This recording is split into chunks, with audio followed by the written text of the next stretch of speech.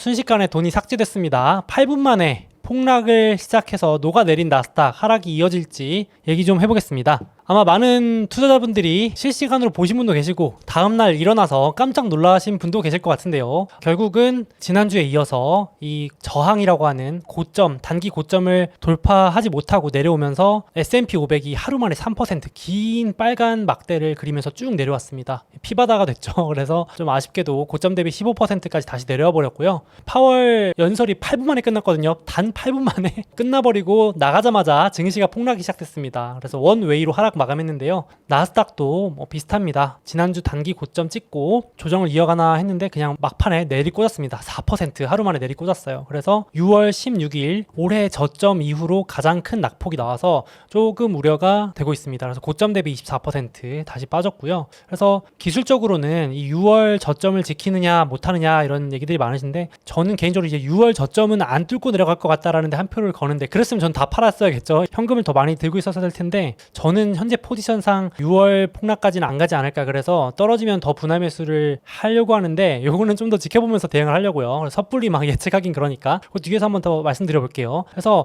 파월 연설 때문에 S&P 500 종목 중에 5종목만 상승 마감하고 전부 하락했습니다. 빨간색이 하락인데요. 이게 하루 만에 벌어진 일입니다. 간만에 보네요. 이런 거 3-4%씩 골고루 빠진 것 같고요. 그래서 블룸버그에서는 파월의 8분 연설이 780억 달러를 지워버렸다 하는데 워낙 큰 돈이라 저는 감도 안 옵니다만은 세계 부자들 있잖아요. 앨런 머스크 하루 만에 50억 달러 한 6조 원이죠. 너무 커서 감도 안 오네요 사실. 앨런 머스크 6조 원 날라가고 제프 베조스 8조 원 날라가고 빌 게이츠 3-4조 원 날라갔다. 어마어마한 돈이 녹아내렸습니다. 그렇게 됐는데 제가 봤을 때는 사실 결론부터 말씀드리면 파월 의장이 한 말들은 다 우리가 알고 있던 말이긴 하거든요. 근데 이제 시장에서는 조정 핑계 혹은 예상했던 기대에 못 미쳤다, 시장을 달래는 발언이 안 나왔다 정도로 보고 핑계를 대는 것 같은데 잠깐 정리해드리면 일단 연설도 너무 짧았어요. 전 한 30분 할 줄 알고 각 잡고 기다렸거든요. 실시간으로 받아서 메모하려고. 근데 8분 만에 끝나서 뭐 잘못됐나 이 생각을 했고 처음 들어오자마자 이제 A4 용지를 들고 들어오더니 자, 잘 들으세요. 아주 짧습니다. 이렇게 시작하는 거예요. 속마음은 돌려 말하지 않겠다 이런 거였죠. 그러더니 갑자기 이제 A4 용지만 보고 읽습니다. 제가 느꼈을 때는 일절 다른 말 안 하겠다. 일체 다른 말 하나도 보태지 않겠다. 미사여구도 안 하겠다. A4 용지에 적힌 문구 외에는 절대 말 안 하겠다. 이 말인즉 이제 어떠한 추측성 기사가 나오게끔 하는 것도 허용하지 않겠다라는 강력한 의지로 8분 동안 A4 용지만 읽고 바로 도망가듯이 나갔습니다. 그래서 여기 보면 웃고 있는 거 보이시죠? 제가 캡처를 다시 했는데 끝났다. 성공적이다 이러면서 끝났는데 파월 의장 입장에서는 성공적이었을 몰라도 증시는 박살이 났습니다. 그러면서 얼마나 짧았는지를 막 분석을 해보니까 제가 지난주에도 한번 소개해드렸던 이 잭슨홀 미팅에 나왔던 연준 의장들의 단어 활용 개수예요. 파월 의장은 이번에 1300자 했는데 거의 역대 최소 수준의 단어만 사용하고 나간 겁니다. 짧았으니까 당연히 그렇겠죠. 10년 전 버냉키 의장이 2010년에 양적 완화 2차 돈 풀기 한다 그럴 때 무려 5100자를 썼는데 20-30분 동안 얘기했거든요. 그러니까 얼마나 짧았는지 느껴지시겠죠. 정말 짧고 강하고 굵게 해석 여지 안 주겠다. 너희 금융시장 월가가 괜히 기대해서 또 뽐뿌 넣어서 증시가 올라가면서 뭔가 코인 시장이고 무슨 자산 시장이 올라가는 걸 용인하지 않겠다라는 의지가 느껴지는 그런 부분은 있었습니다. 그래서 조금 더 정리해보면 들으면서 사실 저는 딱 끝나자마자 별거 없네, 이제 불확실성 해소다, 악재 소멸이다 그랬는데 증시가 반등하는 척하더니 갑자기 폭락을 시작하더라고요. 그래서 깜짝 놀랐는데 일단 한번 정리해볼게요. 그러니까 해석이 이렇습니다. 물가 2%까지 잡겠다. 알고 있던 내용이죠. 성장이 둔화되는 걸 감수하겠다. 당연히 물가를 잡는 과정에서 성장이 둔화되고 유동성이 떨어지는 걸 감수하겠다. 고용시장이 악화돼도 물가 잡겠다. 가계와 기업에 고통이 오더라도 감수하겠다. 사실 이것도 했던 얘기고요. 물가 지표 한 달, 두 달 정도 완화로는 부족하다. 이것도 알던 내용인데 그리고 9월 큰 인상도 열어놓겠다. 물론 이거는 조금 이런 말 보통 안 했었는데 이제는 데이터 기반으로 배제하지 않겠다. 자이언트 스텝도 할 수도 있는 거다. 하지만 데이터 보고 판단하겠다라고 얘기했고요. 데이터가 괜찮아지면 그렇게 큰 인상 안 할 수도 있는 겁니다. 그리고 이제 연설 8분 중에 4분을 넘게 볼커 70년대 80년대 연준 얘기를 하는데 할애합니다. 그러니까 이제 빗대서 말하는데 70년대 80년대 실수를 반복하지 않겠다. 제가 이거 지난주에 한번 얘기 드렸죠. 70년대 80년대에 괜히 한번 금리 내렸다가 올렸다 하면서 자산시장을 막 부추겨가지고 인플레를 15년 동안 못 잡은 게 너무 아쉽다. 그래서 나는 한 번에 여지없이 물가 잡을 때까지 멈추거나 그런 시그널 주지 않겠다. 요 얘기를 했어요. 그러면서 특이한 표현으로 지난번까지는 금리 인상을 신속하게 하겠다라고 했는데 이제는 의도적으로 잡겠다. 그러니까 요걸 좀 나쁘게 해석하면 경기 박살나는 거 용인하면서까지 의도적으로 금리 올리겠다. 요게 이제 좀 시장이 나쁘게 해석을 한 것 같아요. 매파적이었다. 그나마 딱 하나만 시장을 달래는 발언을 했습니다. 어느 순간에는 긴축을 좀 늦출 수 있다. 딱 요 한마디, 요 한 문장이 전부였고요. 나머지는 전부 다 시장이 별로 좋아하지 않는 말들. 지금 증시는 어느 시점 되면 금리를 좀 낮출 수도 있지 않냐? 너 지금 경기 침체 오는데 괜찮겠어라고 약간 쪼고 있었는데 굳이 내린다고 표현 안 한 거죠. 금리 인하 이런 얘기는 절대 안 했습니다. 그러니까 이제 시장이 뭐야 금리 인하 안 해? 그랬는데 글쎄요. 제 개인적인 생각은 지금 증시가 떨어졌으니까 이렇게 뉴스는 갖다 붙이는 거고 연준은 데이터를 보고 판단하겠다고 했으니까 이게 핵심 같거든요. 물가 지표 잡히고 경기 침체나 시장 안 좋아지면 경제가 박살나면 당연히 긴축을 늦추거나 또 특이한 경우에 금리를 낮추기도 하겠죠. 그래서 시장이 좀 핑계를 댄 것 같습니다만 요게 팩트입니다. 요게 요 내용 그대로 전달해 드린 거고요. 일단 앞에서 말씀드린 것처럼 요때 7, 80년대 때 폴 볼커 전 연준 의장 당시 요때 여기 물가인데요. 물가가 오르다가 내리다가 오르다가 내리다가를 너무 이렇게 혼란스러운 15년을 보냈던 게 아쉽다. 그래서 이번엔 절대 여지를 주지 않겠다. 그러니까 말로라도 이렇게 겁을 주겠다라는 내용이죠. 물가가 확실하게 꺾일 때까지 괜히 물가 다시 올라가게 하지 않겠다 하는 내용이고요. 정말 우리 구독자분들 다 알고 계신 내용 아니었나요? 진짜로 이거는. 그래서 저는 진짜 보면서 뭐 조정 핑계다운 핑계다 이런 얘기를 좀 드리고 싶었는데 여기 리포트에도 지금 시장에서 연말까지 예상하는 물가 상승률은 지금 8.5 정도 되거든요. 연말까지 한 5에서 6% 정도까지 내려와요. 그러니까 연준 의장은 2%까지 내리겠다고 했는데 이러려면 내년 말까지 가야 되거든요. 그러니까 내년 말까지 금리 인하는 없다라고 한 셈이니까 시장이 좀 별로 안 좋아하는 모양새입니다. 시장은 지금 금리를 다시 낮춰주기를 바라고 있는데 안 낮춘다고 하니까 되게 당황하는 그런 성장주, 뭐 전반적으로 증시가 빠진 모습이죠. 이렇게 일단 조정 핑계가 나왔고 특별하게 새로운 내용은 없습니다. 그래서 연준 의장이 이제 회의 마치고 먼 산을 보면서 나 잘했지 하고 있는데 지금 증시 투자자들은 열이 받는 상황이고 역시 기대 인플레 심리를 이참에 확실히 꺾으려고 하는 것 같아요. 모든 투자자들이 흥미를 잃게 우리 같은 개인 투자자들이 원래 연준 의장이 수차례 밝혔잖아요. 투자하지 마라. 지금 할 때 아니다. 증시 투자할 때 아니다. 이런 식으로 간접적으로 말하고 있잖아요. 계속 괜히 부추겨가지고 저기 뭐 코인 이런 데나 위험 성장주나 테마주 이런 거 투자해가지고 돈 잃지 말고 기대 인플레 괜히 올리지 마라 이러면서 우리들이 계좌를 떠나게 주식시장을 떠나게 만드는 것 같아요. 그 작업을 충실하게 하고 있는 것 같습니다. 겁줘가지고 언제까지 안 파나 보자 약간 이런 느낌으로 겁주는 역할을 하고 있는 것 같고요. 그래서 시장이 계속 금리 전망을 올리고 있습니다. 지금 2.5%인데요. 연준 의장 발언 직후에 올해 말 최고 기준 금리 구간이 3.7에서 3.8까지 올라갔고요. 그리고 월가는 내년을 보고 내년이면 금리를 좀 빨리 낮추겠지 했는데 요 낮추는 속도도 느려진다라고 판단하고 있는 겁니다. 쉽게 말해서 3%대 중금리라고 할까요? 고금리라고 해야 될까요? 3%대 금리를 오래오래 유지할 것 같다라는 시장의 우려가 커지고 있습니다. 다시 2%대로 낮출 줄 알았는데 요게 되면서 좀 증시가 걱정하는 모습입니다.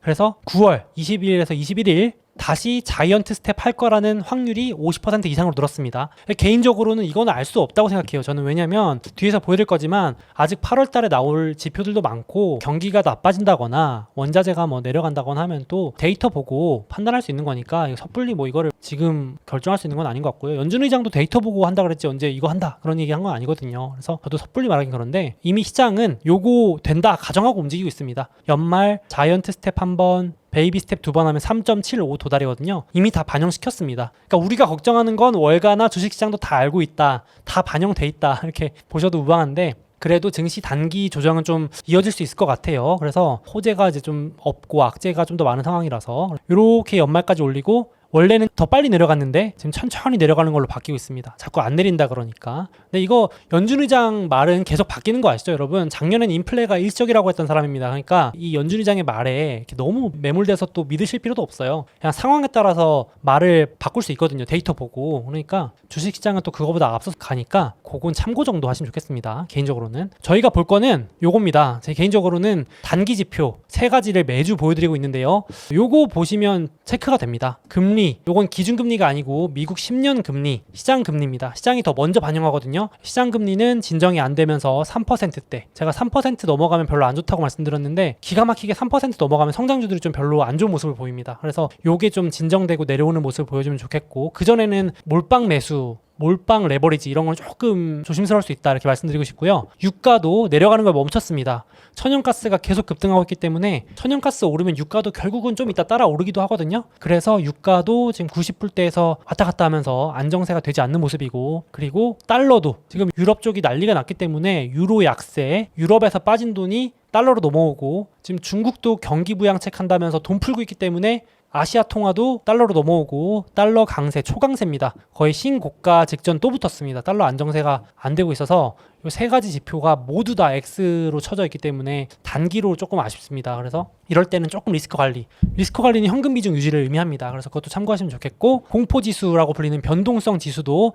잠잠하다가 좀 올라오고 있습니다. 이게 올라오고 있다는 얘기는 향후 한 달 정도의 시장 변동성이 커질 것 같다, 별로 좋지 않을 것 같다라는 전망이 담긴 숫자입니다. 그래서 이게 높아지고 있다는 거는 조금 조심스럽다. 그래서 이렇게 X가 4개 다 쳐졌습니다. 그래서 유의가 필요하고, 제가 단기 관점으로 달러 진정되는가 아니요, 금리 진정되는가 아니요, 유가 원자재 진정되는가 아니요, 물가가 진정되는가, 피크 한 번 쳤는데 다음 달 9월 달에 나오는 거 봐야 될 것 같고, 연준 긴축 속도 늦춘다는 말 또 안 했고, 그래서 지금 동그라미가 하나도 안 들어와 있는 조금 아쉬운 상황입니다. 그래서 단기 대응은 보수적으로 이어가도 될 것 같아요. 근데 뭐 이거 상황은 또 갑자기 바뀌는 거니까 요걸 좀 같이 체크하면서 갔으면 좋겠고요. 그래서 돌아오는 주가 벌써 이제 9월 진입입니다. 와, 여러분 이제 9월이에요. 그래서 캘린더 새로 만들어 왔는데요. 연준 의장이 8월 2일 날 발표되는 실업률 요거 보는데, 연준 의장이 이번에 뭐라 그러냐면은 고용이 나빠져도 긴축 진행하겠다 그랬거든요. 그래서 지금 실업률이 3.5% 역대 최저이기 때문에 시장은 이게 웬만큼 올라와도 이제 반응을 안 할 겁니다. 그래서 별로 좋지는 않은 것 같아요. 상황이 이제 호재보다 악재로 작용할 예정이고,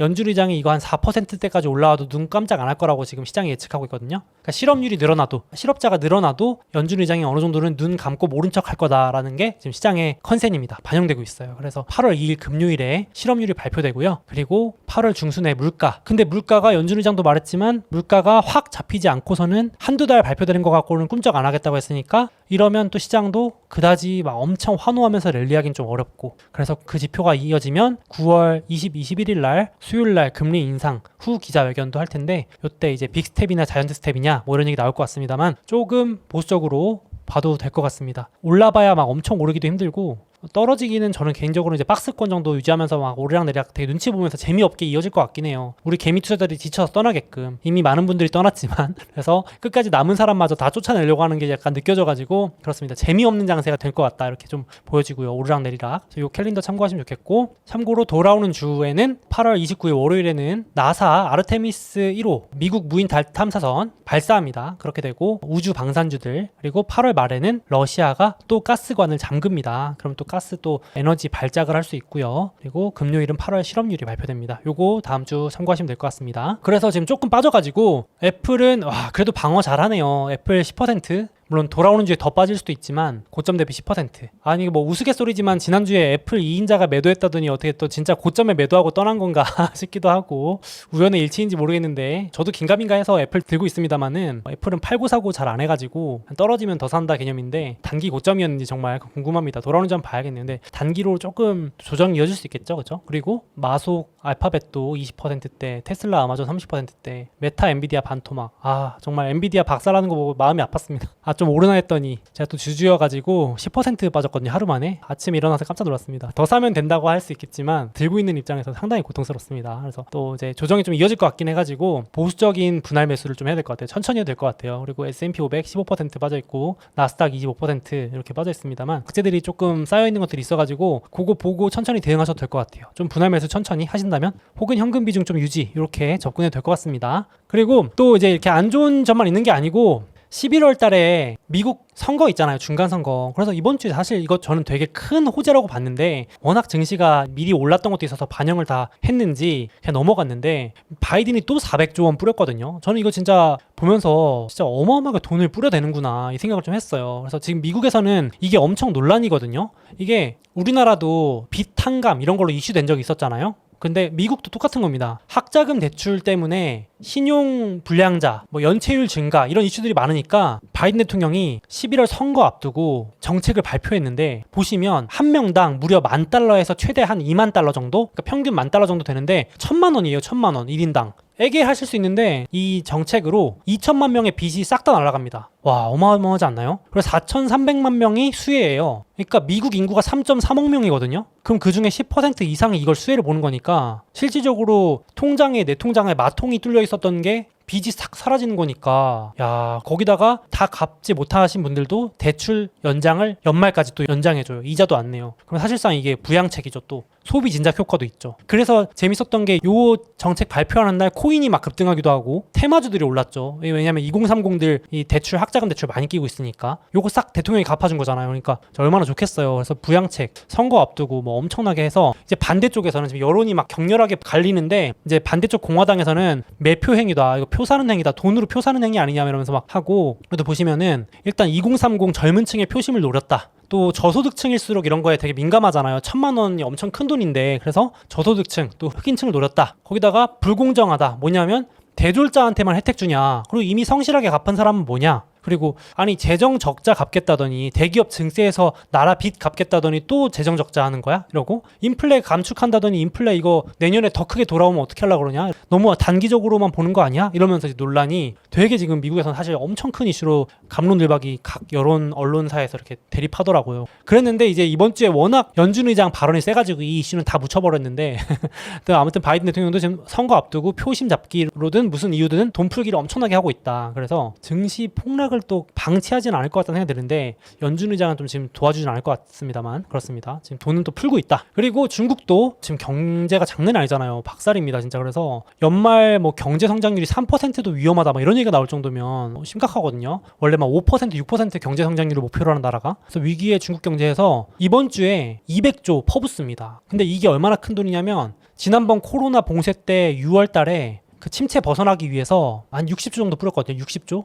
그거의 3배입니다. 3배. 지난번에 3배 규모로 돈 뿌리는 겁니다. 야, 그래서 부양책만 19개 패키지 발표하고요. 경제 리커창 총리가 긴급 추가로 돈 쏟아 부었는데 이제 월가나 시장에서는 이걸로도 부족하다라고 하면서 그 정도로 지금 중국 경기가 안 좋다라고 보고 있는 것 같아요. 그래서 부양을 해보려고 어떻게든 하고 있습니다. 중국도 부동산 날리고 경기 침체가 심각하다고 하죠. 코로나 벗어나나 했더니 가뭄 폭염 때문에 지금 완전히 박살이 나가지고 겹 악재가 진행 중입니다. 이게 단기간에 악재가 또 안 끝날 것 같다라는 우려들이 많아요. 그래서 이렇게 또 돈 풀기가 또 한편으로 일어나고 있어서 양면으로 고려는 해보셔야 될 것 같아요. 무작정 정부가 지금 긴축 기조가 아니고 또 돈 푸는 부분도 있다. 그래서 어느 정도 또 하방은 증시가 만약 더 박살나면 또 돈 풀기 더 하지 않을까 싶은 생각도 드는데 이건 좀 지켜봐야 될 것 같고, 거기다가 미중이 막 으르렁 한다고 하지만 이번 주에 사실 이거 되게 호재 중에 하나였는데 미국에 상장된 중국 기업들이 있어요. 알리바바나 뭐 징동, 혹시 니오 이런 자동차 아시나요? 그런 기업들 다 중국 기업인데 미국에 상장돼 있거든요. 근데 그거의 최대 리스크가 상장 폐지 리스크였거든요. 지금 미국이 그 중국 기업들 회계 감사, 그러니까 너네들 나스닥에 상장시키려면은 투명하게 회계를 공개해라, 감사를 받아라 그랬는데 중국이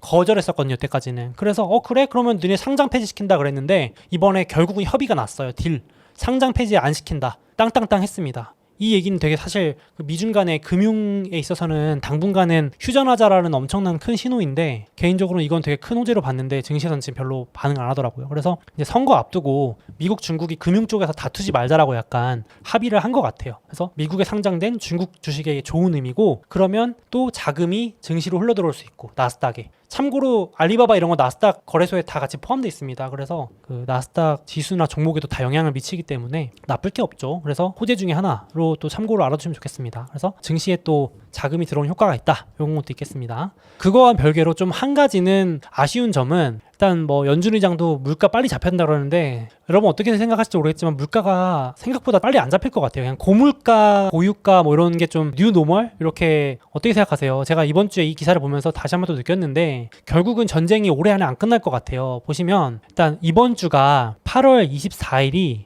우크라이나 독립기념이거든요. 우크라이나가 지금의 러시아가 아니라 구소련, 그러니까 소련으로부터 독립한 지 31주년인가요? 되는 날이었어요. 거기다가 전쟁 일어난 지 딱 6개월 지난 날이거든요. 러시아 우크라이나 전쟁이 2월 24일이니까 마침 또 6개월 전쟁 지났습니다. 야, 저희 증시 그때 폭락했을 때로부터 6개월 지났으니까 올해 하락장이 8개월째 이어지고 있다는 소리인데, 아무튼 이때 기념해가지고 바이든 대통령이 이 단일 지원으로는 역대 최대 규모의 군사 지원책을 또 발표했어요. 4조 원. 참 이것도 대부분 돈 뿌리는 건데, 그래서 역대 최대 규모 지원을 했고 결국은 대리전 하라는 거죠. 우크라이나 보고 열심히 싸우라는 얘기인데, 우크라이나 대통령도 결의에 다진 선언을 했습니다. 단순히 전쟁을 이기는 게 아니고 빼앗겼던 땅까지 빼앗겼다고 공식 선언했어요. 저 이거 보면서 이게 전쟁 안 끝나겠다 이 생각을 다시 한번 했는데, 그 크림반도라고 지도 보시면 우크라이나가 있고 밑에 크림반도, 러시아가 여기 2014년에 뺏어갔잖아요. 그 요거까지 뺏어오겠다는 거예요. 세상에 방어하는 게 아니고 뺏어오겠다. 왜인지 봤더니 여기에서 러시아가 올해 미사일만 750발을 쐈대요. 전쟁이 시작하고 나서. 그래서 여기를 안 뺏고는 전쟁이 끝날 것 같지 않대요. 그래서 이 지금 러시아가 한 발 쏴서 여기서 수도까지도 이렇게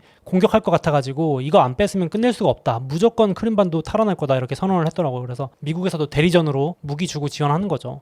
이렇게 하니까 바로 다음날, 독립기념일 다음날 푸틴이 바로 보복하듯이 군 14만 명을 늘린다고 대통령령에 급하게 서명을 하죠. 그래서 지금 100만 명이거든요, 군인이. 근데 115만 명으로 내년부터 늘리는 겁니다. 전쟁 끝낼 생각이 없다라는 거죠, 제가 봤을 때는. 그래서 지금도 러시아가 사람이 부족해가지고 교도소에 있는 어떤 범죄자 혹은 수감자들 총동원해도 모자란다는데 어디서 데려올지는 모르겠습니다. 지금 어쨌든 15만 명 더 데려오라고 서명까지 했습니다. 싸우자는 거죠. 그래서 지금 이거 전쟁 쉽게 안 끝나겠다. 그러니까 그냥 고유가, 고물가 어느 정도의 이 리스크는 계속 가져가야 될 것 같아요. 우리가 그 코로나 이전의 저물가로는 좀 돌아가기 당분간 힘들지 않을까 싶어요. 이게 개인적으로는. 물론 뭐 전쟁이 하루아침에 어떻게 또 갑자기 뉴스가 나면 속보가 뜨면서 바뀔지 모르겠지만 현재로는 좀 분위기가 그렇습니다. 거기에 좀 이번 주에 흥미로운 되게 영화 같은 일이 일어났어요. 그래서 보면서 어떻게 보면 안타까운 살인 사건일 수도 있긴 한데, 지금 일단은 암살 사건으로 지목되고 있거든요. 잠깐 소개해드리면은 여기 막 자동차 불탄 사진 보이시죠? 그래서 이게 푸틴의 두뇌라고 불리는 두기나라는 인물이 있는데, 이 두기나의 딸이 탄 차량이 폭발됐습니다. 전소됐어요.